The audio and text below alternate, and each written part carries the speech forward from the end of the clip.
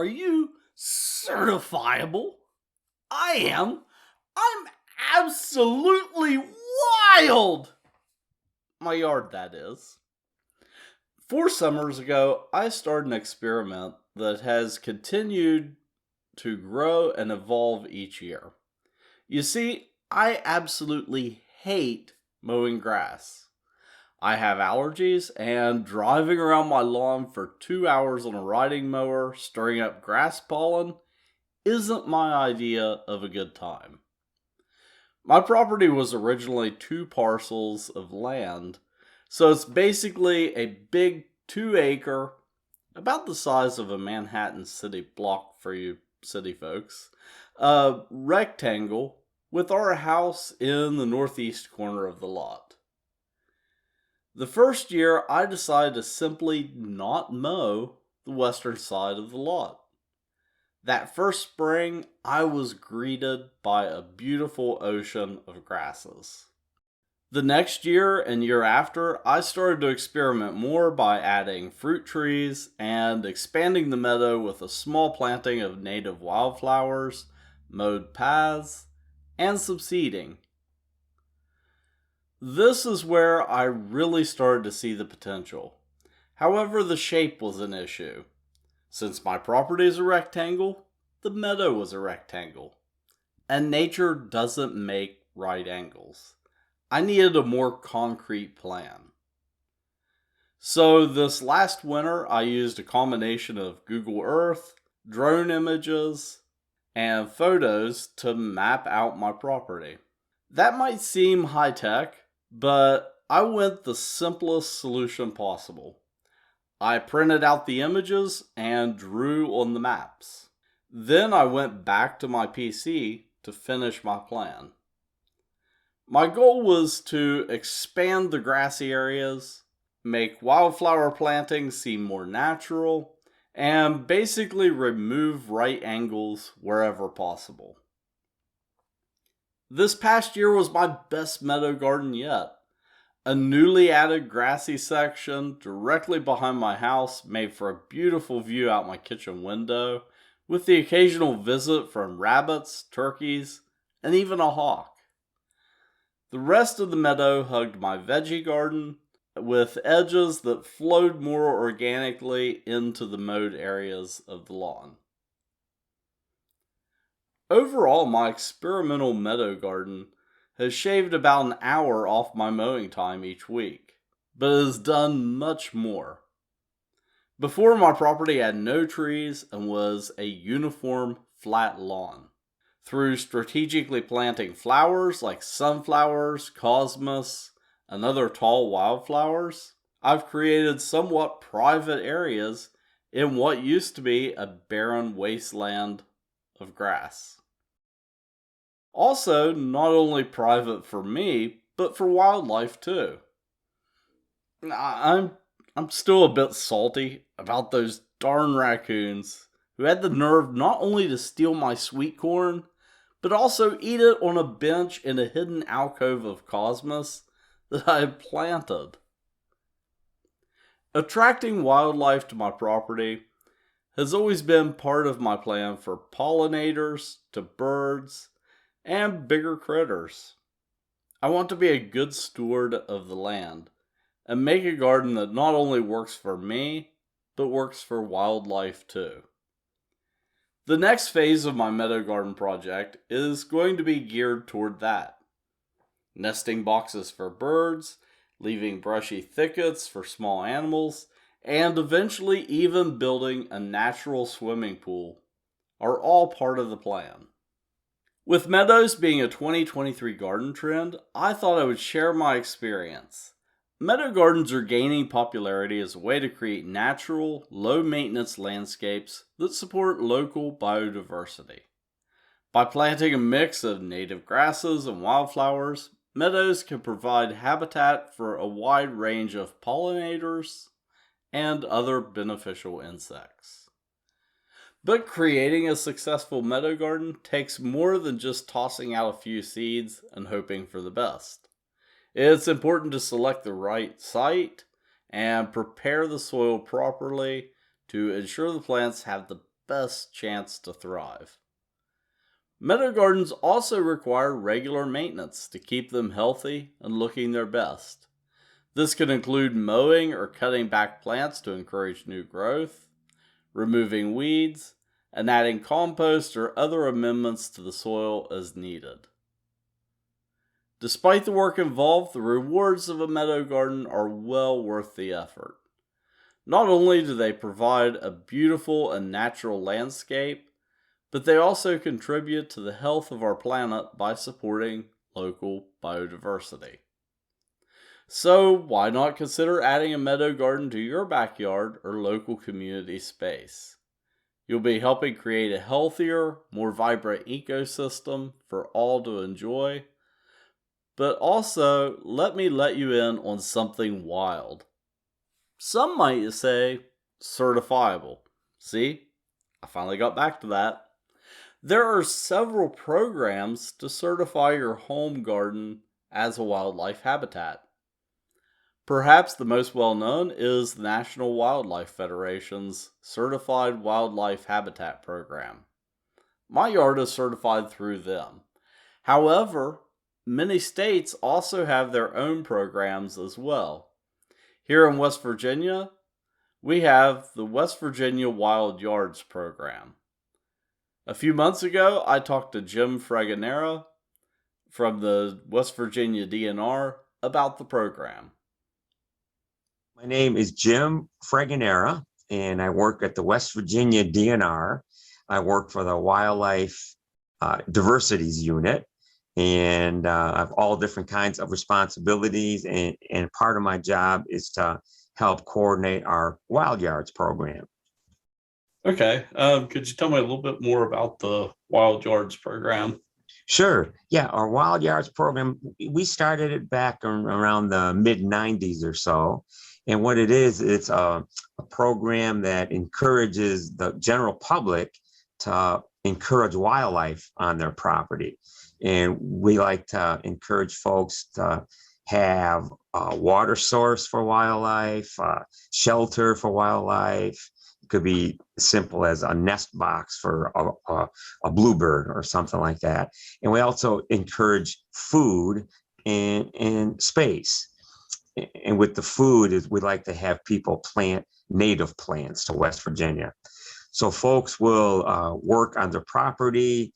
These last couple years it was very, very popular with folks staying home, with COVID working around their house. And they can contact our office and we'll send them some information about the Wild Yards program and what to plant and what not to plant. And they can make a little diagram of their property and then send that in, and we'll look at their application.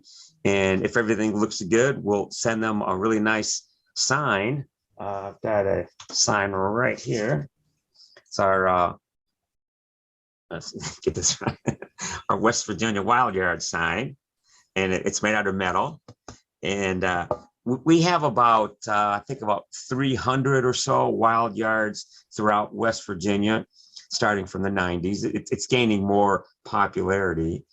And it's kind of based on the National Wildlife Federation's program. They have a certifiable program where you apply, and then I think you have to fill out an application and send that in, and they'll send you a nice sign. Not as nice as this one, of course. And there's you have to pay a little bit. I'm not sure what it is now, but this is actually free. So we'll send you this metal sign, and you can post that on your property, just stating that this property is a West Virginia wild yard. Okay, so if people are interested in it, what is the best way for them to get information? Is there like a web page or they can look at the DNR website, or they can just call our office and we'll send them an information packet that kind of looks like this, just our Wild Yards packet. And in here is an application at the very end that you can fill out and send that back. And the application just lets us know that where you live, the size of the property, is it a private resident or corporate land, and what your neighborhood looks like. And it also lets us know if you're planning on adding more, or if you want to have certain types of plantings, it will let us know that you know about invasive plants and the dangers of them. And it just, for example, here is a whole page on what you hope to do in the future. So like this person is going to put some brush piles up, that's going to act as cover. They're planning on putting some nest boxes up to attracting birds, suet feeders or bird feeders to attract, various woodpeckers and other kinds of birds. And one thing too is that you don't have to have a huge chunk of land to be a certifiable wild yard. You can live in an apartment building and you can have a bird feeder out back, or a bird bath, or a few plants, native plants. You don't have to have acres and acres. Now, that is nice if you do have that much land, and then you really have all kinds of options. You can leave certain parts of your yard, just let it go into native wildflowers for all of our pollinators, and you can have brush piles and that. Or if you have any kind of dead standing trees, we encourage you can leave those standing. Of course, as long as they're not going to fall on your house or on a shed or anything like that, as long as it's safe, you can leave standing wood there, and woodpeckers will come and put holes in them, and owls might come and live in there. And even when the tree falls, we encourage just a lot of natural woody debris on the ground to attract all kinds of wildlife. And when people are talking about wildlife too, a lot of them think about the big charismatic wildlife like the bears and deer and that, and that's fine too, but we're also encouraging smaller critters like insects and salamanders and maybe some frogs and toads if you have the right habitat for those animals. So it's a mixture of everything. And one thing too, you have to be careful, since you are kind of gardening for wildlife, you may be attracting wildlife that you may not want. For example, if you're going to be putting up suet cake feeders for birds or bird feeders and other kinds of food for wildlife, you may be attracting bears or possums or skunks. And so that if that happens, then we would encourage you to stop providing that food and just provide, native plants and native vegetation. Yeah, I find like I have a meadow garden at home. Sure. And one benefit that was kind of unexpected of it is it kind of attracts animals. Instead of going to my vegetable garden, they're going to that area of the yard instead. So sure, yeah, one of the unexpected benefits. Yeah. And now there's a really big push for all of our native pollinators. Pollinators have gotten kind of hit hard, and people realize how important they are to pollinate the food that we eat too. So just by providing like what you have, just a brushy area will attract all kinds of butterflies and bees and other flying insects that will pollinate those plants too. So that's really important to have too. Well, that's some great information. And as you said, the DNR website is a great place to go to find more information on it. Right. Yeah. They can contact us and we'll send them a little booklet or just some information. And then they can fill out the application and make a little map of their property. It doesn't have to be very thorough, just to kind of let us know that you do have shelter, food, and water and space for the animals. And like I said, you don't have to build a giant pond to attract fish and other animals like that. You can have just a simple bird bath. And we also encourage folks too, that if they do have like bird baths or bird houses, that they keep them clean. That every nesting season they'll go in and clean out all the debris from the nest boxes. And they'll also disinfect and clean all the bird baths too, because we want to make sure that we're not harming the wildlife too, because bird baths is a source for a lot of the congregating animals to meet. And if one animal is diseased, there's a real good chance it might give it to somebody else. So we didn't want that to happen. Yeah. Well, this is great information, Oh, and thank you for sharing. sure enough, Jack. Glad to help. Again, I would like to thank Jim for joining us. I recommend checking out programs in your own state to see if you're certifiable too. It's a fun thing to do, especially with kids, so they can learn about the key things that wildlife need to survive: food, water, shelter, and a place to raise their young. Next time on the Keep Growing podcast, what if you were to create a giant version of a backyard wildlife habitat and plant sanctuary and turn it into a place where people can learn and work together? We're going to visit United Plant Savers, a medicinal plant sanctuary where they have done exactly that.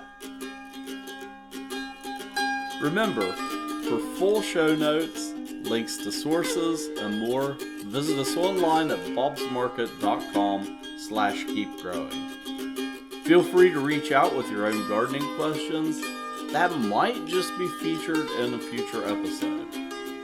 Also, check out our sister program, Bob's Live, on Tuesdays at 5 p.m. if you want to see what's happening in the greenhouse and take a look at some of the awesome home and garden projects that I cover on the show. Until next time, keep growing.